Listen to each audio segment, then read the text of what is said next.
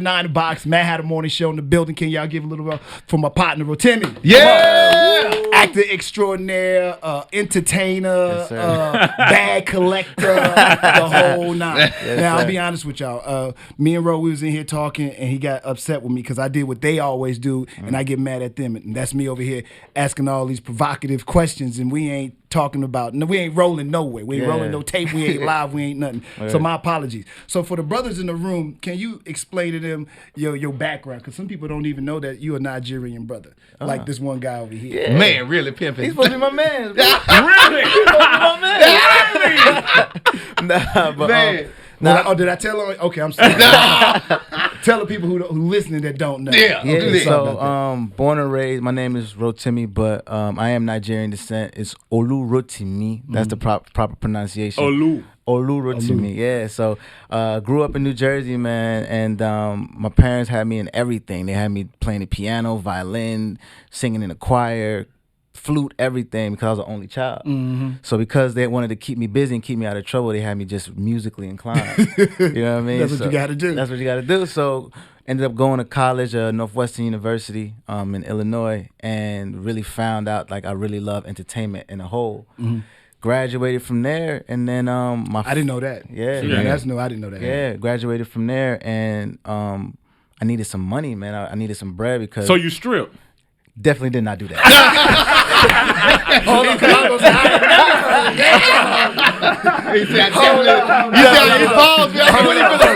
I like the way he paused though. You can tell he an actor because he got dramatic with it. And then he responded. I ain't mad at that. But nah, I went in. My manager at the time, he was like, "Man, we need," because I was just doing tour. I was just touring at that time as an artist.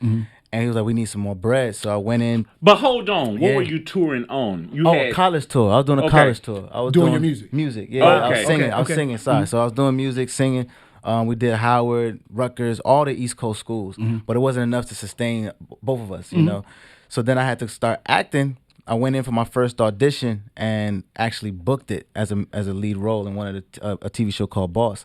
So I was thrown into the acting world. So it was supposed that wasn't really your goal. No, that wasn't a goal. So who talked you into doing it in the first place? Me and my manager. It was just more like, oh, this is not a scheme, but hey, we got to do something else. Yeah, all I wanted to do was probably get a commercial. I didn't want to do this for real. So I went in, and then Kelsey Grammer, who's the main character of the show Boss that I was on, was in the room, and he was like, "Yo, you're so natural. Like, how long you been doing this?" And I was like, "This is my first day." And he was like. He was like, "I'm gonna teach you." He was like, "I'm gonna give you this role, but I'm gonna teach you for all first season of Boss, like how to do this, how to be an actor." So my first episode. Is Kelsey Grammer? Yes. He's your coach? Crazy. Wow. My first episode of Boss was my first acting class. So the episode that people are watching was my first acting class. Like, okay, I got to go back and look at this. Yeah, you got to watch it, bro. It's on This Netflix is now crazy. too. Yeah, it was insane, bro. Like, so they're telling me where the camera is, everything, while I'm learning and while they're actually putting this episode together. It was just my intuition. It was just God, bro, honestly. Now, you're working with a legend. What is the best advice that he gave you for your career? Because it's been a couple of years. So what was the best advice he gave you? The best advice he gave me was, honestly, just trust my instincts. Like, completely trust my instincts in everything. But first intuition as an actor is always the truest one. So when you don't second guess that, he was like, just follow that and you'll be where you are. And it was true because I booked my first one, you know, off of my instincts. So I think just being true to myself and bringing truth to the character all the time. That was the first thing he said. He said, once you start thinking, he was like, we're going to cut everything and stop everything once I start seeing that you're in your head. So just do it. Just go. And I got used to doing that, and it just flowed, man. So there was no. That's incredible. This dude's going around singing, and all of a sudden they like, "Hey, we got to go get some money. Won't you try acting?" Yeah. Okay. And booked it. See, people hear this kind of stuff and then they start changing their lives and say that if he can do it, that's true. If he can do it, you can too. I get it. But sometimes there still has to be something special about you. No disrespect to anybody that wants to try things, but there has to be something special about you. But check this out. He went to college first. Yeah, he went to college. He did it because you had those Nigerian parents that like, boy, you better do something. Yeah, 100%. 100%. And you were saying that your mom was actually your first manager too. How did that work out? And you know, in the Nigerian community, man, she's like, Rotimi, you have to be a doctor. You have to have to be a dentist, a lawyer, you know. So my mom is a very spiritual woman, you know. So she said when she had a dream that Bob Marley had spoken to and said, "Yo, your son is gonna finish my story." So she said, even though I didn't know what you were gonna do, but I knew you were gonna be entertaining. So, and when you started singing at 5, I knew this is what I had to do. So she had me in the hood in Newark at recording all type of stuff. It was literally my first manager. Did they ever push you too hard, you think? Or all the time. Oh, really? Yeah. I mean, because it was only me, you know. So like being the only child. You never rebelled against that? Of course. Okay. Yeah, you have to. You know, like I had my moment where I was like, no, I don't want to do anything. I don't want to go to school. I'm gonna just, you know. And my dad was like, Rotimi, shut up. Don't think like that. You know what I mean? So were you just being an obedient son when you went ahead, you finished high school, you finished college, were you just being an obedient son? I was, yeah. At that point, it was like, that's all I knew was to do the right thing in terms of, you know, because I saw the results of it. You know, I saw if I follow the plan, then, you know, I'll be successful. That's right. And so once I graduated, it was like, you know what, let me just try this and see. And then just God took me to acting and music. If you could do any of that over as far as the plan that your mom and dad gave you, would you redo that, or you would do it exactly? I'm going to school. I'm your gonna do kids, all this. with your kids, how would you do them? I think again, I think now that there's social media and the way like today's time is, it kind of separates my generation and my parents' generation. Right. So I feel like the communication between us was tough. But I feel like now that we're kind of a little bit more smooth sailing for the next one, I feel like the communication will be a little bit better, less judgmental, you know, this time going around. But overall, I think, the whole thing was just work hard, play hard, you know, for my dad and my parents. And it's still in me now. Like I just work my ass off, really. You know? How do you now decide between acting, because you're acting, you continue to grow your acting, you know, now that we know that part of your story, that continues to grow. But you're really a music guy. Does the acting, it looks like it takes over, and it's hard for you. I know, like, you got a new single now, but it's like it's fighting you. It's a battle. How do you win the battle against, you know, performer as an actor or performer as an artist? I used to view it as a battle, but I remember Tyrese told me a couple years ago, he was just like, just let it be a platform, let it just flow. Don't fight it. Just let it be, because it's all working together. You know, you're getting enough eyes that once the right record comes, people be like, yo, I know him. And then it's already a familiarity. So don't view it as the one is against the other. And I feel like my purpose on this earth is to make people to stop compartmentalizing things. Like a talent is a talent, entertainment is a gift. A gift is a gift, period. So the ignorance between, you can't do this, it's like, can you read and write? You know, it's two things, you know what I mean? So my whole purpose is to make people forget that talent is talent. Make them remember that talent is talent. But isn't that hard, though? Because, you know, like you said, everybody is guilty of putting you in the compartment. They'll hear your music like, boy jamming. But when they coming out with another movie. Right. You know what I'm saying? People automatically do that to you. 100%. And it just has to be undeniable. You know, if Jamie could do it, if T.I. can do it, if 50 can do it, I mean, I definitely feel like I can too. I think it's just everything has to be undeniable, and I have to work harder to get there. Is it more to prove to them or to prove to you? It's more to prove to me. Okay. You know, my pride and the amount of work I've put into it. You know, it's like I deserve it. You know, and I feel like I want this more than anything. You know, I live, eat, breathe it. So I feel like I deserve it. But again, I know it's all God's timing, and I know He's setting me up for something that's crazy, you know. So I just have to go with the plan. That's all. We got to talk about Power. Yeah. How did you go about getting the to play Dre on Power? Power? How'd that come about? Man, so again, it was just energy. Okay, so I'll tell you the whole story. So basically, when I was doing the show Boss, which was also on Stars, the creator of Power, Courtney Kemp Agbo, she created it and she was writing it while she was actually watching Boss. So she remembers seeing me on that show in 2012, and was just like, yo, I like that kid. Fast forward, she had Power. She created Power. and she created a character named Dre, but always had me in mind when she created that character. Really? So Stars, I had to audition like everybody else, but she was fighting for me in the room when Stars was like, all right, well, we know you like Rotimi, but let's test everybody. So they matched my tape with everybody else's tape, and I ended up still getting the part. But she fought for me, seeing me in the first job that I had.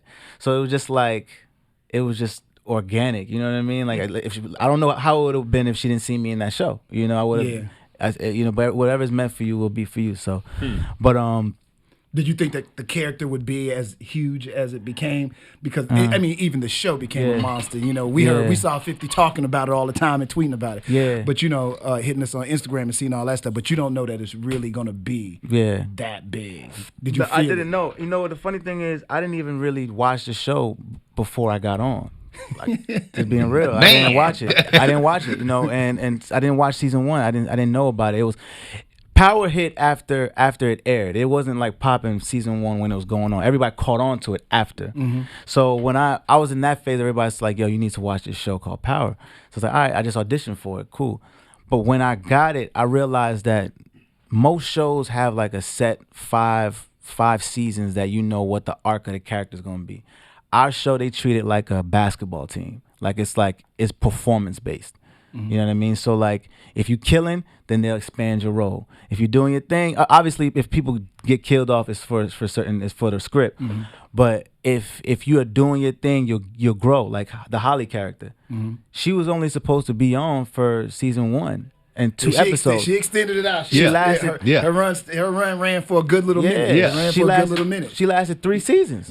Because she was killing it. So I knew the overview of my character, but I knew that like it's really performance based. So it's really gonna be up to you how long the character gets an opportunity. They have to an stay. idea, but like whether like they knew what they're gonna do, but if they feel like I can't handle it, of course I'm not gonna be there. But they're adding more if you are doing well, if you can handle it. And then it seems too the audience picks up on certain people. Yeah. Like I hate to say this, we wanted to see Holly die. Right. I hate to say that. That sounds bad. She would act but I was just ready for her to go. You know. Yeah. But I think other players like you, I think they want to see you more because they want to know. Like right now, I'm kind of like, okay, what is he gonna do now? Right. Is he gonna hurt 50? Right. You know, because he was forcing them to try to do some stuff that he wasn't comfortable with. Right. What happens now at this point? Of course, I know you can't tell But us. what you know, I want to like. Not even funny, but like I want to know like what do y'all think will happen to Dre this season?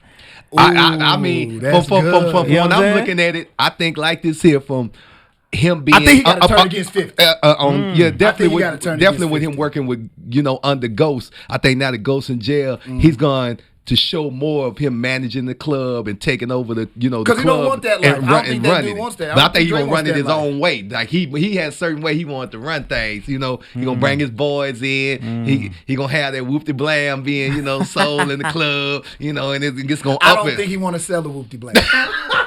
I think he wants to be like. But Tom ain't that he finna wanna be start like doing Ghost. I don't think he want to do that. Though. I think every street dude don't want to do street shit. You understand what I'm saying? They, excuse me. But you know what I'm saying? They do it as a means. They do it as a means to survive.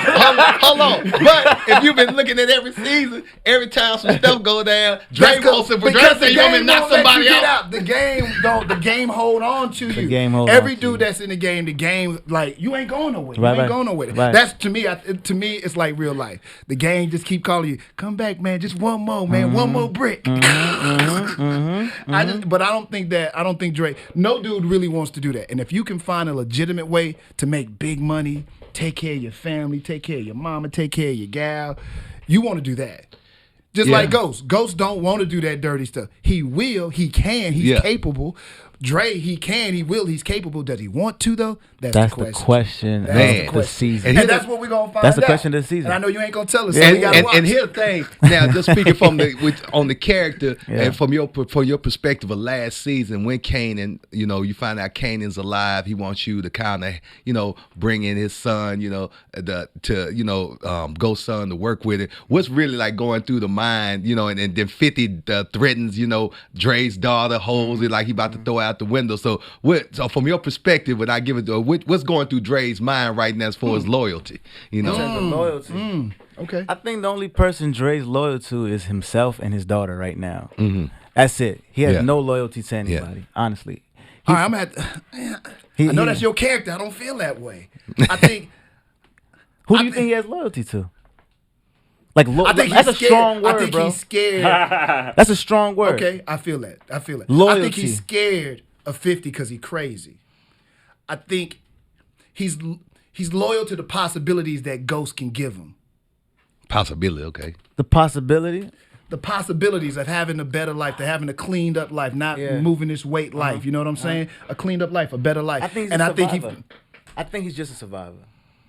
I think every dude from the streets is a survivor, though. You're a survivor, real life. You know what I'm saying? We're all survivors. But everybody, I think everybody needs a mentor, though. Yeah. I agree with that. You know, everybody needs a mentor. And Ghost, right now, I think is the best mentor direction that my man Dre could go in. 1,000%. We all over here totally guessing. He in the show, so he can't tell. But we all guessing. And it's funny because you hear this, and it's like we having real debate like these is real human beings. But that's a testament. That's when you get wrapped up. You way too wrapped up in a show when you hear having a discussion It's like good. they No. real people. That means that we be doing our job. Well, but the thing is, loyalty is a strong word. You know what I mean? That's a quote. I dig Put that. that out on the Instagram. You get what I'm saying? Loyalty is a strong Because word. let's leave it like that.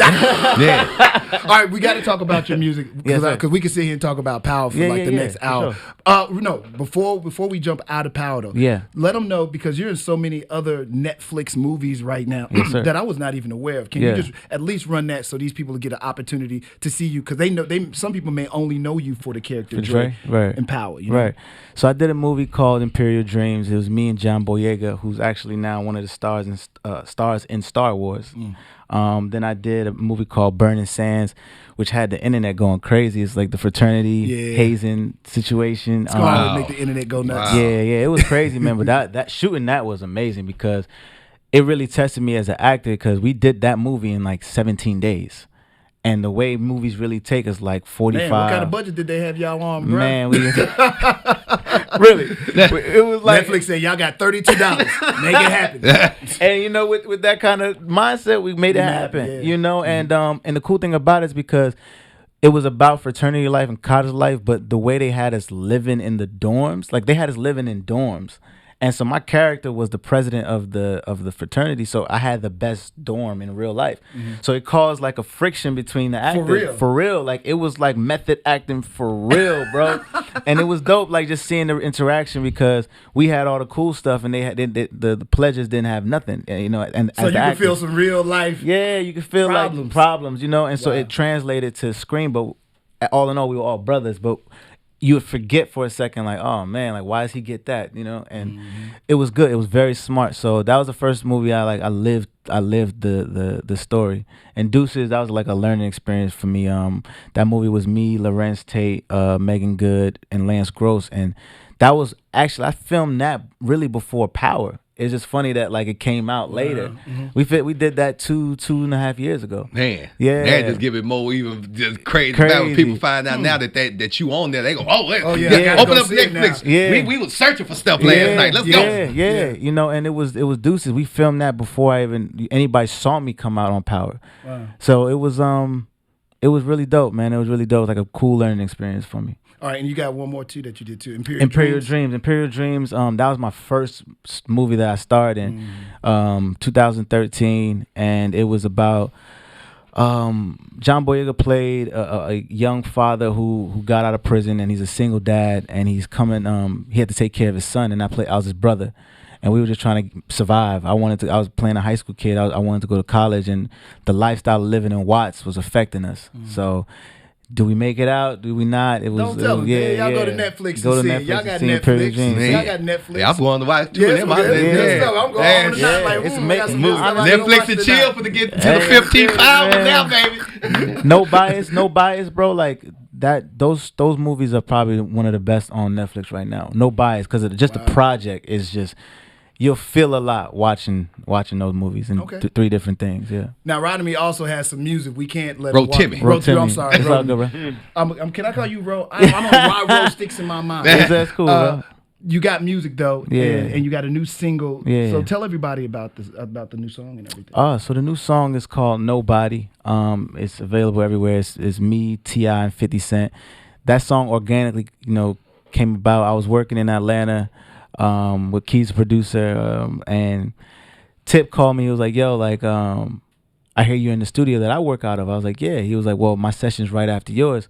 Like, I'm gonna just roll up on you, come earlier." So he heard the record, he heard Nobody, and he was like, "Yo, I gotta get on this. Like, I love this song." He just jumped on it. And he just jumped on it. And he actually, for my project, which is coming out this summer, he did 2 for me in literally 15 minutes. He heard the records and he loved what he heard, and he was just like, "Let me get on this."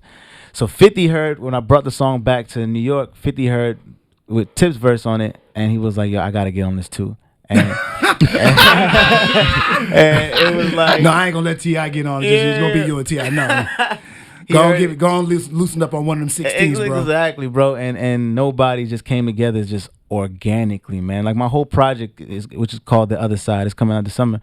Like, it all just happened organically. Like, and it just felt so real because it's everything I want to say as a young, as a young celebrity now. What I'm seeing with women, with my friends. Has it been hard? It's because they say it's not you that changes. It's everybody the around you that changes. Yes, man. That's the hardest part. How have you been dealing with that? Because friends change. Yeah. Because the first thing they'll say, "Oh, so you gonna act different now?" No, I'm still acting the same. You're acting, yeah. So how are you dealing with that? I only keep people that grow with me, that's able to transition with me.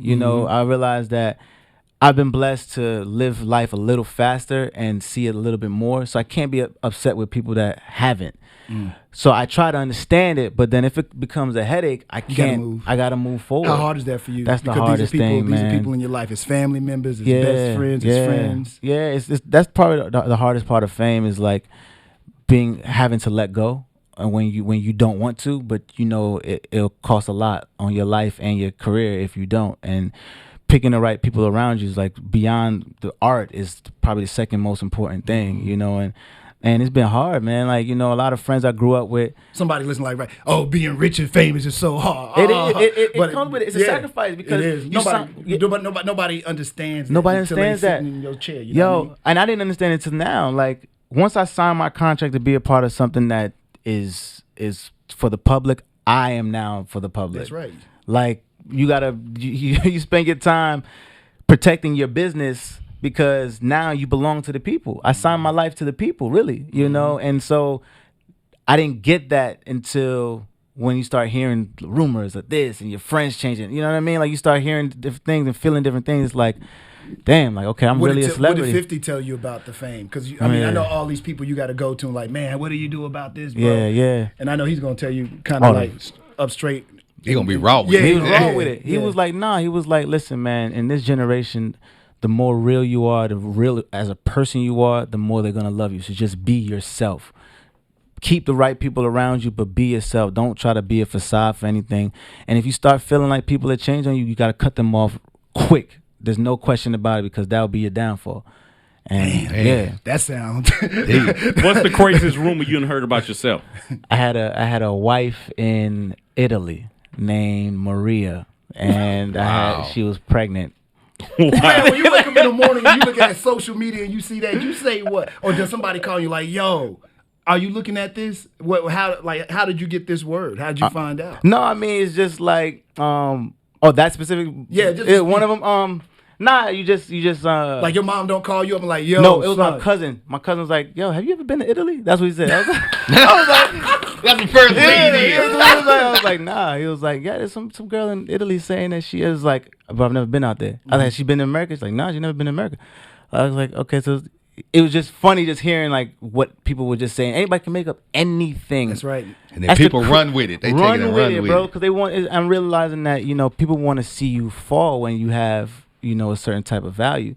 They want to see it. They room for you kind of, but they really want. It's more entertaining when he had it all and he messed up. You know what I'm saying? Like you're right. That kind of thing. So it's like you got to be really cautious on how you move. Are you ever afraid? At first I was. Okay. At first I was when I wasn't used to it, but now I'm not, because I know I got everything intact, you know. Right. How you feel about talking to Rotimi from, you know, Power and everything? How do you feel about, like, on Power, like at the end of the show, like how it helps the artist, and including yourself, like as far as like at the end you can watch the good episode and then, you know, they play a song. I remember one night, can't remember which episode it was from. I was sitting there, episode goes by, and I know 50 had did it one time when I'm the man, so episode goes off, I'm sitting down, and then the song comes on, and it starts drawing you in because the words was deep. And right. I immediately pull out my Shazam, man, what the hell song is this? Pull it up, Living Fine, Rotimi. I'm like, I had to go and download that the next day, and some other girls asked me about the next day. So how do you feel like that helps you for, as you know, artists on the music, them doing it like that? So, like when I say Power has been a blessing to my life and all elements of the word, it's amazing, man, because instantly you have millions of people just waiting for the preview for the next episode,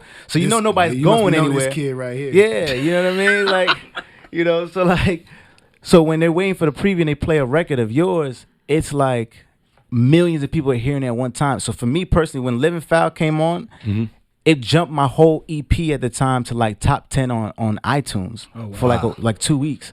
Wow. So everybody bought Royal Wednesday, and then it started trending like, yo, I love this song. I love Anything Goes off of Rotimi's project. I love Living Foul off Rotimi's project, Lotto. And it became like, oh, wow, where did this happen? So now it made the label say, yo, we got to put money behind this because this is actually working. But literally just playing it one time on a show made people go, it just gave me a whole new audience. And that's a blessing, man. But it was top 10. Royal Wednesday was top 10. You know, and I don't think we asked him. What was the conversation between you and 50 for him to sign you to G Unit? Yeah. Wow, that was another cool story. So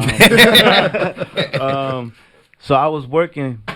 All right, so this is how it happened. So me and Fifth were filming season 2 for about 3 months, and I saw how all like the extras would come up to him like, yo, Fifth, I got an album, I got a CD, yo, check me out, man. Extras, no they mercy. Really ain't supposed to be doing that. No, they're not supposed to be doing that. So I saw how, you know, and he was cool with it. He was cool because he's a cool guy, but you could tell like he's like, man, like I'm working, you know. So my thing was, let me just build a friendship with him while I'm working with him. I don't need nothing. If he hears about my music, he'll hear about it, you know, organically. So then I had a session 3 months into filming. I had a session with these producers, and the producers, when Snapchat really had just hit, the producers had won some Snapchat competition that brought Tony G, who's the head A&R of G Unit, to the studio. So Tony G from G Unit is in my session now for the producers, not for me, because they won something. Right. So he's hearing this record I had called Lotto, and he's like, yo, like, mind you, the show hasn't come out yet. He doesn't know that I'm on the show. You don't tell him anything? Nah, I didn't know who he was at first. Okay. So so he's like, yo, what song is this? I'm like, oh, this is my record called Lotto. He was like, yo, this is dope, man. Like, but he's also the one that was putting the music on Power. Okay. So he just organically came to the, you know. So he was like, yo, I'm working on a show called Power. I'm like, bro, I'm filming on Power. He was like, oh, you got to come to the office tomorrow. So I brought the song. I brought Lotto. He was like, Fifth, you didn't tell me you work with this kid. So Fifth was like, yo, what are you doing here? I played Lotto for Fifth, and he was like, I got to get on this, bro. He was like, I got to get on this. He was like, what else you got? I played him my whole project at the time, the Living Fouls, Anything Goes, the Royal Wednesday project. I played it for him. He was like, yo, let's do a deal. We got to do a deal ASAP. And it was just like, whoa. And again, I never asked him for anything. It's just him just believing in me. So I'm forever in debt to that man. Damn. Yeah. Somebody did some strong prayer for you, bro. My life, bro. You fall into one situation after another, after the man. Next, bro. Speaking of that, what artists that you have in singing and in acting do you want to work with? What are the ultimate people that you want to work with?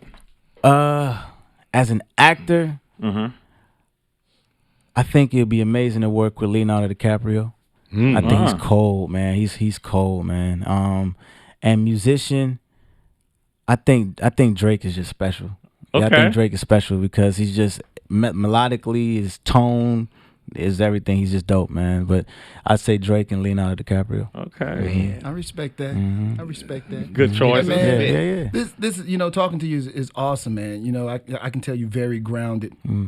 And that's always a good sign, man. And J Mac loves when people are on time, so that's 2 right there. You already a winner in our book, man. Because man. you know, artists just don't respect people's time. That's the truth. Yeah, that's or real. people just don't respect. Damn, I feel time. bad because I was late, man. Damn, man. I'm sorry, bro. But you see why he was late? Because so many times we come up here on a Saturday, our day off, and artists don't be on time. See, they ain't on but me. I can say, you know, it tells that you got good mentorship. Yeah. Because you know why? 50 is on time. Yes. He 50 sure is. on That's time. one thing he Sure tell me. is. That's He one is. thing he tell me, bro. Don't ever play with people's time. That's funny that you said that. He's always on time. Right. So And I love follow that, bro. Him and Amari the same way. Amari Hardwick, who plays Ghost, is the same way in terms of punctuality. Yo. Talk about the people real quick. Okay, Yeah, my yeah. last question. Then we're going to Yeah, leave the brother no, alone. Let him no, go do we his got thing. him. Talk about the people. Talk We about the pimping, people. baby. Talk about the people on the show because you just say Amari's real good people. Yeah. How is it working with the cast? Because sometimes, you know, you got divas on, you know, you can tell who's a diva. Now, you know, I don't know bad, business, but how is it working with the cast?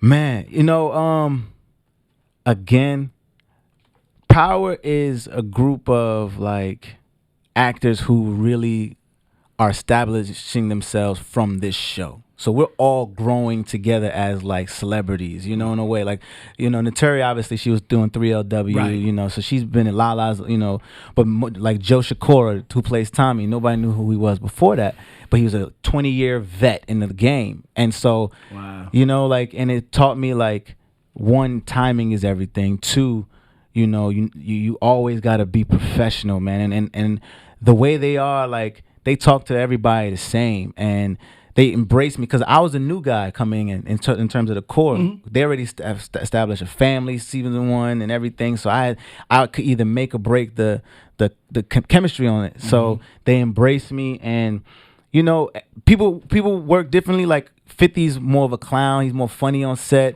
Amari's super intense. Like he's like, bro, like he'll discuss different options and ways we can go about a scene in 7 different ways. He come across to me like that. Oh yeah, he's ill with it, bro. Like he'll say like, let's try doing this. Let's try doing a little sadder, harder, faster, slower. It's like he's a beast with it. Mm-hmm. Joe is also, he studies. So I've learned how to, Joe who plays Tommy, I've learned how to study how to, cause I'm still learning, you know, I didn't go to school for it, you know, so like I'm learning how to study. That's cool that you say that. So some people are really just natural. Yeah. And I wonder where that comes from. Because if you didn't tell me that you just, I would have thought that you've been acting your whole life. Nah, bro, you know, I think because I was an only child, I had to really entertain myself. You know what I mean? Like I had to talk to myself. I was playing all type of characters as a kid, you know what I mean? Like I was in the mirror, you know, playing all type of characters because that was how I entertained myself. So I think that's really where it came from, honestly, because nobody else in my family does entertainment, you know. Right. You know. All right. So this is gonna be the last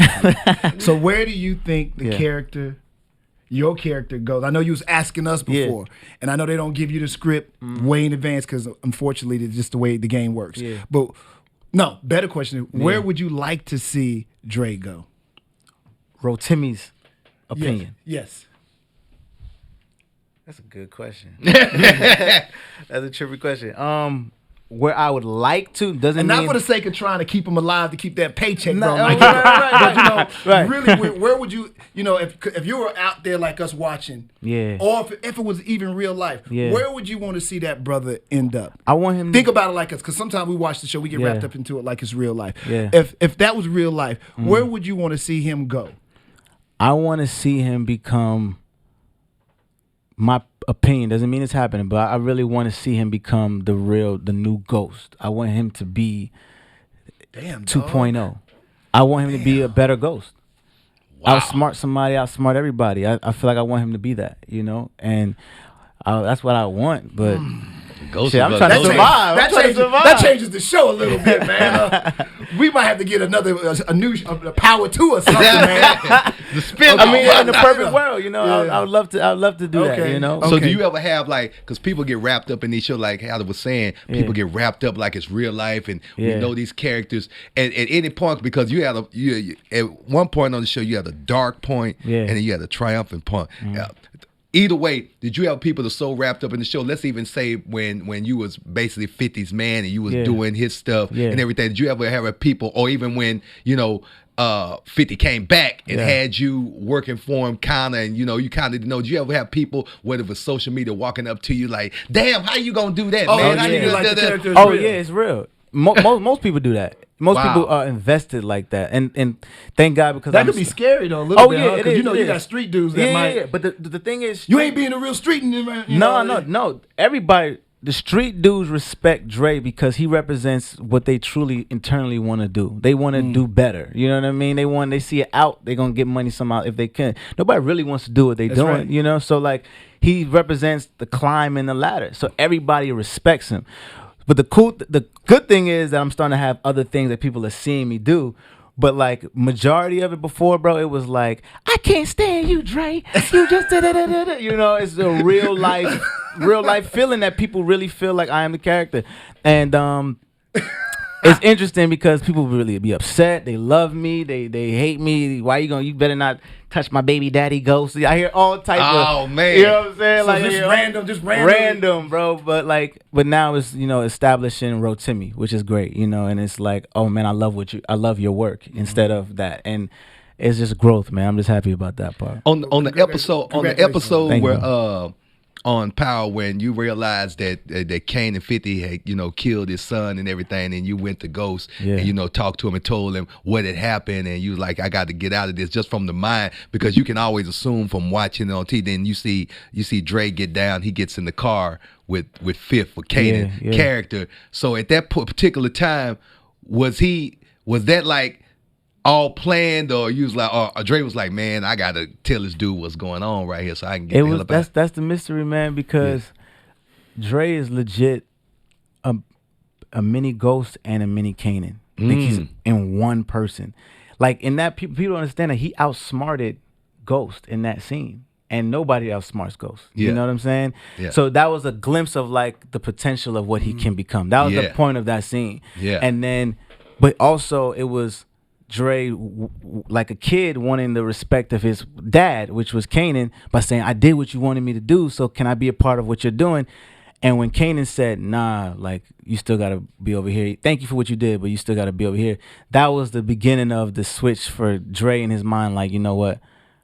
This dude's crazy. Like, no matter what I'm going to do, he's never going to change. Yeah. So that scene was so ill because it was playing from so many different parts of trying to get the respect of Ghost, so he can get closer to Ghost, but outsmart Ghost for Kanan, then work for Kanan. But now he's like, I gotta work for myself. And it was just the dopeness of the writing. The writing is so ill, you know what I mean? Yeah. So in literally a minute, you felt like, what the heck just happened? And that's and the cool thing is, man, like with Jamie Foxx, or even like with 50, he's like always create moments for people, in these scenes, no matter what. So the fact that you can remember a scene like that 2 years ago. That means how dope it was in the writing and in the moment. So that's what we shoot for. Writing that show has to be hard. Sometimes you're like, this. I see no ending for this. Yeah, y'all gonna have to just stop this show. Yeah, because you're gonna have to just do some really crazy stuff. It'll have to be a big shootout eventually. Everybody got to die. Right. So you can only do. I hate shows like this because it can't go like 8 to 10 years. Right. You know what I'm saying? It can't. Right. If you have Kanan sitting there like this, because people was arguing, talking about, oh man, Kanan's alive. Man, soon as go see him, they gonna have a shootout. I said he probably gonna stay low until the last episode, and still Ghost don't even know he alive. Yeah, that's crazy. The whole last season. I love hearing all the speculation. You're like, whatever, y'all. Keep going. The longer y'all go, the longer I work. Keep going. As long as it's interesting. And that's the cool thing too. I just hate the seasons, man. Yeah. Like when it's like you get geared up and to get let down. Yeah. You there every week watching all of them. Like, yeah, we're gonna be off for the next 6 months. What? Yeah. Longer than that. It's a year. Bro. Yeah, it's some bull crap. And I remember I asked Pip one time. I said, man, why you don't do like every other show, man? You have the show, and then you have a 5-6 month, and you come back on like at the top of the year. He's like, no. He said when it goes off and comes back a year, what are you thinking that whole year, man? I can't wait for Power to come back on. It's a drug. That's what I need. It's a drug. That's like, okay. Well, he's successful in that, man. That's one thing I will say about 50. He got a good sense for stuff, and that's hard to come by. 100%. You know what I mean? So I give him that, man. He got a good sense. And I know that's your boss. You work for him. So. Really? You gonna bring that up? All right, sorry, man. All right, Can they get the song on like iTunes and everything? So the song is available right now. They can get Nobody right now. They can download the record, whatever, stream it, whatever your thing is. Yeah. They can get the song. Yes, and the album won't be out until July, mid-July. And it's called The Other Side. All right. And let them know your social media where people can follow you. Yeah, man. Follow me at Rotimi Music, Rotimi Music. That's my Instagram. And then on Twitter it's Rotimi, Rotimi, man. And I respond to everybody like so. I love it out here too, by the way. Oh man, each time we got the tenders. Well, we got a lot of area up here, man. Feel free to get you a plot of land and come on down. Oh man, I love it, man. The vibe out here. Don't is get crazy. drunk. See, you already here for you here for a little minute. You stay one extra day, you're gonna be like, man, I ain't leaving. Yeah, that's pimping with a pimp, Oh God, don't go nowhere with this guy. Where we going, bro? He was mad at me yesterday with the kids. Oh my God, we had these little kids turned up. I got mad at them. Like, dude, we're not in the middle of the club, bro. This is 3rd and 4th graders. You should see. I'm like, hey. Come on, man. Come on. He don't care. Man, and then Bad and bougie. Yeah, we got to give it. And we get ready. The season premiere, Power season 4, June 25th. June 25th. Man, the biggest day of TV, man. Bro, thank you so much, brother, man. Brother. Continued success. I don't have to really give that to you because I can tell that somebody did that strong, old school grandmother blessing. Whatever you wrote is happening for you. Amen. Man, thanks really for coming by and talking. Thank you for having me, bro.